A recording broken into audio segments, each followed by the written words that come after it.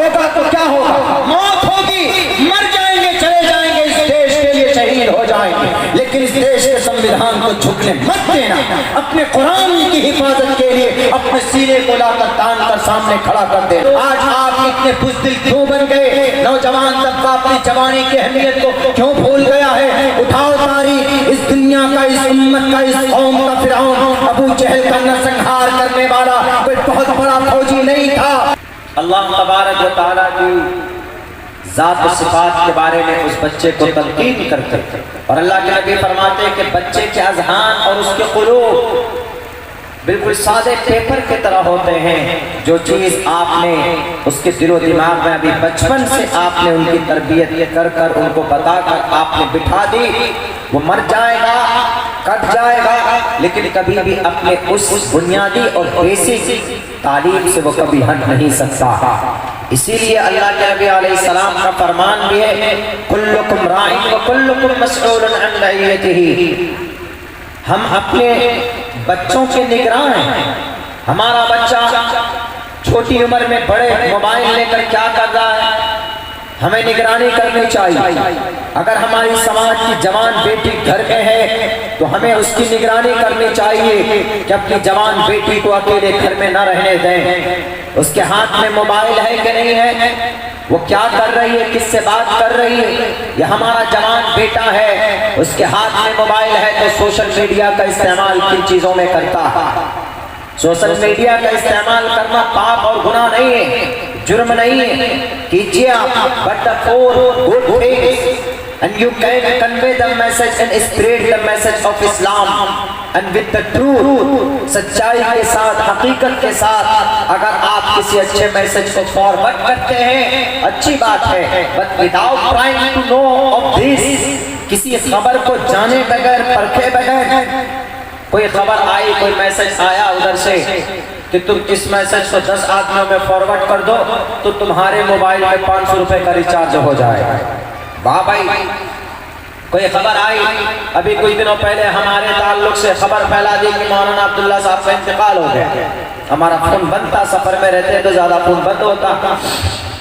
Ranchi airport پہ تھے، وہاں سے کلکتہ جانا تھا، کلکتہ سے فوراً اسی دن شتابدی پکڑ کے مالدہ آنا تھا، ابھی پرسوں کی بات۔ جیسے وہاں سے نکلے، فون کو آن کیا تو ڈرائیور کا فون، ہمارے اسکول کے قریب کا اور کئی لوگوں کا فون، امی کا فون، بھائی کا فون، ابا کا فون۔ ہم نے کہا ہو کیا گیا ان لوگوں؟ انہوں نے کہا کہاں؟ ہم نے کہا کہ شتابدی میں بیٹھا ہوں، سیٹ نمبر 44 میں بیٹھا ہوا ہوں، ونڈو سائڈ میں سیٹ یہاں بیٹھا ہوں۔ یہ بات میں نے بعد میں کہی، ہم نے کہا، انہوں نے کہا کہ تم کہاں؟ سالم بول رہے ہو نا، ابا بول رہے۔ ہم نے کہا کہ آپ کو میری آواز نہیں پہچان میں آتی؟ انہوں نے کہا کہ نہیں، یہاں صبح سے یہ خبریں پھیلا دی گئی ہے پورے جو کہ ہاتھ کے اندر میں کہ مولانا عبداللہ کا انتقال ہو گیا۔ ہم نے کہا کہ ابا میں فلاں اتنے بجے رات کو پروگرام کر کے کہاں رانچی سے، گملا سے، بارڈر پر چھتیس گڑھ سے رات کا پروگرام کر کے 3 بجے چلا ہوں، وہاں سے ایئرپورٹ پہنچا ہوں، ایئرپورٹ سے کلکتہ ایئرپورٹ پہنچا ہوں، اور زندہ مرا ہوا نہیں، وہاں سے پھر ٹیکسی کر کے ہاوڑہ پہنچا ہوں، ہاوڑہ سے پھر شتابدی ہم نے لی ہے، اس کو پکڑ کر اب مالدہ جا رہا ہوں۔ مالدہ میں رات کو 11 بجے سے پروگرام ہے، میرا سیٹ نمبر 44 ہے اور میری آواز لوگوں کو سنا دیجیے۔ اس خبر کو لوگوں نے اور میں فارورڈ کرنا شروع کر دیا، میری موت کی خبر کو۔ اسی لیے اللہ کے نبی نے فرمایا کفا بالمرء کذبا ان یحدث بکل ما سمع، رواہ البخاری و مسلم۔ جھوٹے ہونے کے لیے، جھوٹا ہونے کے لیے اتنا کافی ہے کہ سنی سنائی بات کو آگے فارورڈ کر دے، کوئی سنی کوئی بات، ارے ہم نے ایسا سنا، اس کو آگے کر دے۔ کاذب ہے وہ، جھوٹا ہے، کسی بھی جھوٹے خبر کو آگے بڑھانے کے لیے تم یہ درود شریف آگے 20 آدمیوں میں فارورڈ کر دو، تمہارے گھر میں لاکھوں روپے آ جائیں۔ وہاں اگر 20 آدمی کو درود شریف فارورڈ کرنے سے لاکھوں روپے آ جائیں گے تو پاگلوں کی طرح محنت کرنے کی کیا ضرورت ہے؟ اوپو ویوو کیمرہ لے کے، موبائل لے کے بیٹھ جاؤ، 20 نہیں 20 40 آدمی کو فارورڈ کرتے رہو، دیکھو صبح سے شام تک اگر فارورڈ کرتے کرتے مر جاؤ گے۔ موبائل کا بیٹری ختم ہو جائے گی تب بھی تمہارے گھر میں 20 لاکھ کیا 50 لاکھ تک تم کو ایک کنی نہیں ملنے والا.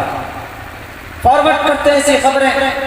اس لیے اللہ کے نبی نے کہا کفا بالمرء کذبا for being a liar it is enough to spread whatever is heard from the others without trying to know of the truth. سچائی کو جانے بغیر اگر کسی میسج کو آگے بڑھاتے ہو وہ آدمی جھوٹا ہے, کاذب ہے, کاذب نہیں کذاب ہے. ہم نہیں کہہ رہے, زبان میری ہے, احادیث مبارکہ اللہ کے نبی علیہ السلام کی ہے. میرے نوجوانوں, اگر آپ کو خبر میسج کو عام کرنا ہو, اگر آپ کے اندر آپ کے دل میں ہمدردی ہے, اگر یقیناً قوم کے تعلق آپ سنجیدہ ہیں تو قوم کے بارے میں سوچو. You have to just consider about your religion. You have to just think and deeply think about your religion, about your community, about yourself, about your society.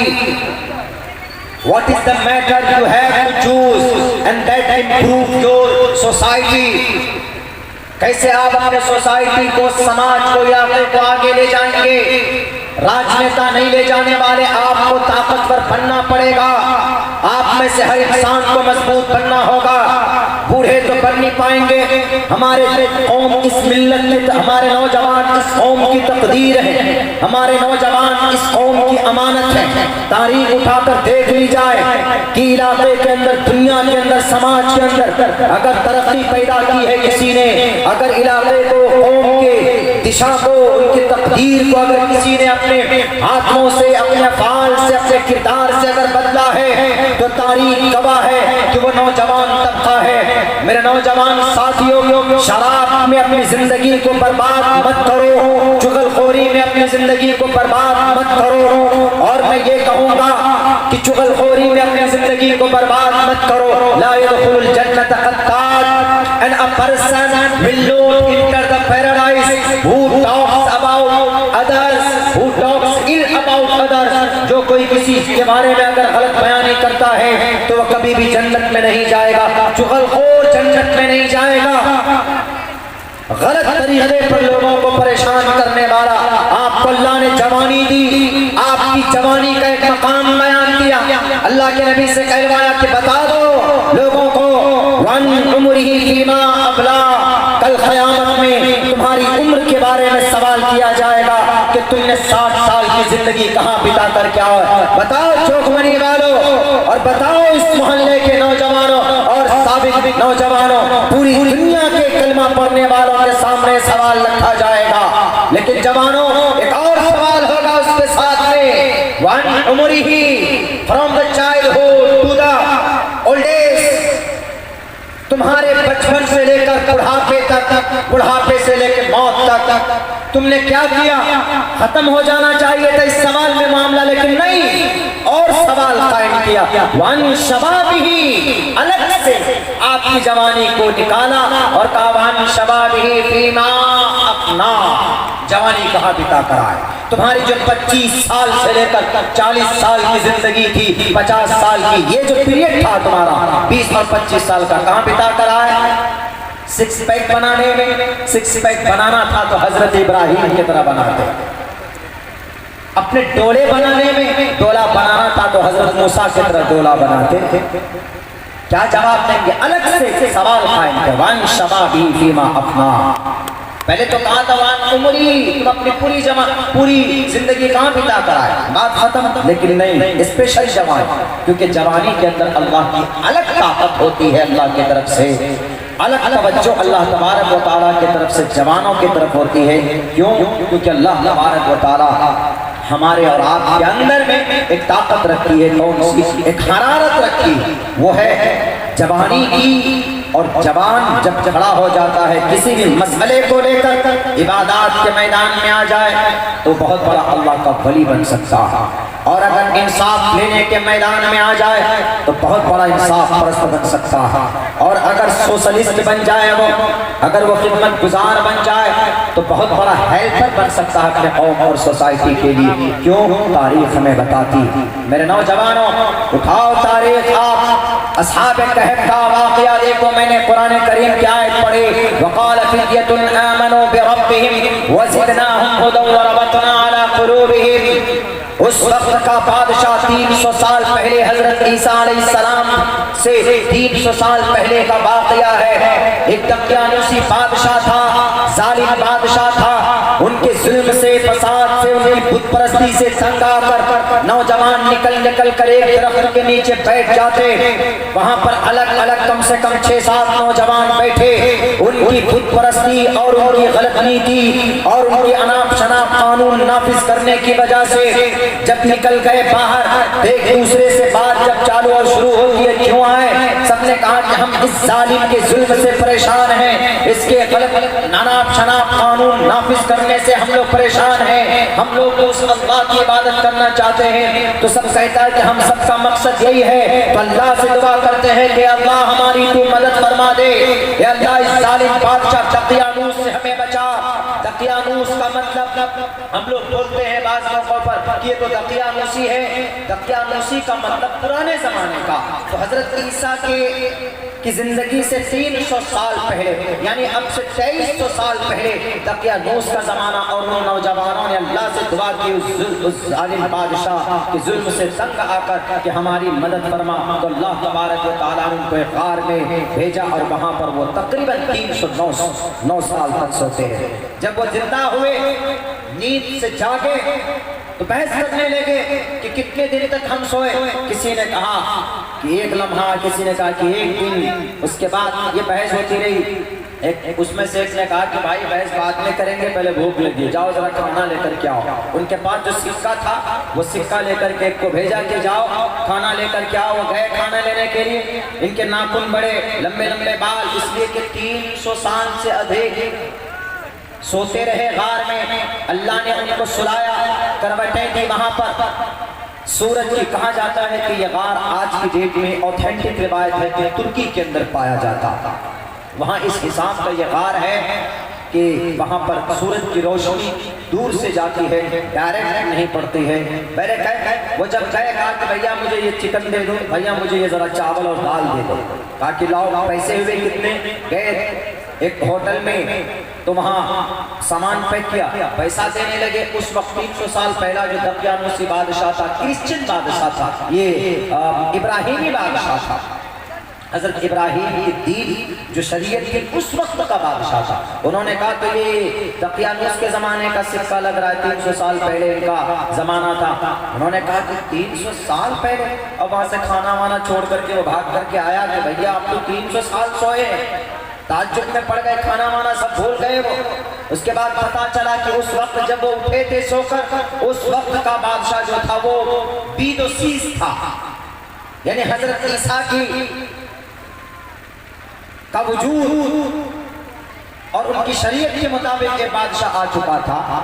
تو اس بادشاہ کو پتا چلا تو بلوایا سب کو۔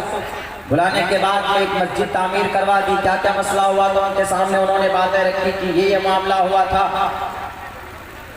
ایک مسجد قائم کروا دی، پھر وہ چلے گئے۔ کہا جاتا اسی کار میں گئے، جا کر دوبارہ سو گئے تو سوتے رہ گئے۔ تو میرے بھائیوں، میں اس واقعے سے بتانا چاہتا ہوں کہ جب جوان چاہیں تو وہ کسی بھی ظلم کے خلاف کھڑا ہو سکتے ہیں۔ جوان چاہے تو اپنے نفس کے شیطان کے ناک میں نکیل ڈال سکتا ہے۔ اگر جوان چاہے تو اپنے سماج کے اندر انقلاب پیدا کر سکتا ہے۔ اس کے اندر اللہ نے اتنی طاقت دی ہے، ظلم کے خلاف آواز بلند کر سکتا ہے۔ آپ کے اندر اللہ نے وہ طاقت دی۔ اگر تب بھی یقین نہیں آتا ہے، تاریخ اٹھا کر دیکھ لو میرے نوجوانوں، میرے ساتھیوں۔ حضرت ابو بکر صدیق رضی اللہ تعالیٰ عنہ جب ایمان لائے، ان کی عمر کتنی تھی؟ یاد رکھیے گا، میں آپ کو کوئی قصہ کہانی نہیں سنا رہا ہوں، ابھی آؤں گا آپ کے مطلب کی چیز آخر میں تھوڑا سا ایکسپلین کروں گا، لیکن یہ چیزیں ہمارے لیے ضروری، کیونکہ آج یہ قوم بزدل بن چکی۔ آج ہمارا نوجوان طبقہ شراب کی زندگی میں تباہ ہو رہا، ان کی زندگی تباہ ہو رہی۔ त्रिपुरा के मुसलमानों पर, वहाँ के माइनॉरिटीज पर, वहाँ की 12 मस्जिदें शहीद कर दी गई। हम उनके लिए प्रोटेस्ट भी नहीं कर पाए, हम भारत के संविधान के मुताबिक उनके लिए आवाज बुलंद नहीं कर पाए।